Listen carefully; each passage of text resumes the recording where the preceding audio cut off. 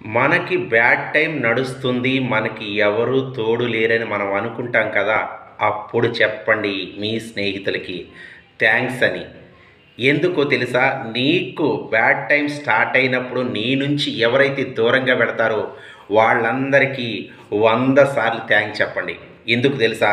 ఒంటరితనం అనేది నీలో నువ్వు మాట్లాడుకోవటానికి, నీతో నువ్వు మాట్లాడుకోవటానికి టైం ఇస్తుంది.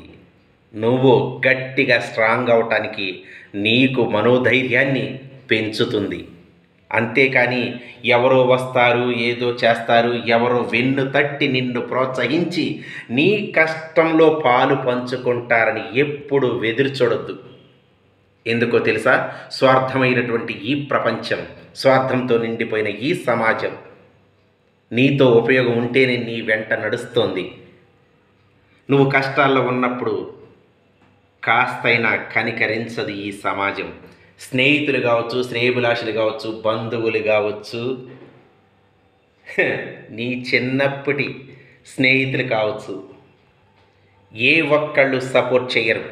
అయినా నువ్వు కృంగిపోకు, మనోధైర్యంతో నిలబడు, నీతో నువ్వు మాట్లాడుకో, నీ మనసుకు నువ్వే ధైర్యం చెప్పుకో, ప్రశాంతంగా అడుగు ముందుకి. ఎందుకంటే కష్టాలు, కన్నీళ్ళు కలకాలం నీ వెంట ఉండవు. అది ఒక్క విషయాన్ని మనం గమనిస్తే చాలు మిత్రమా. కాబట్టి నీకు నువ్వుగా నిలబడు. ఓకేనా? జై హింద్.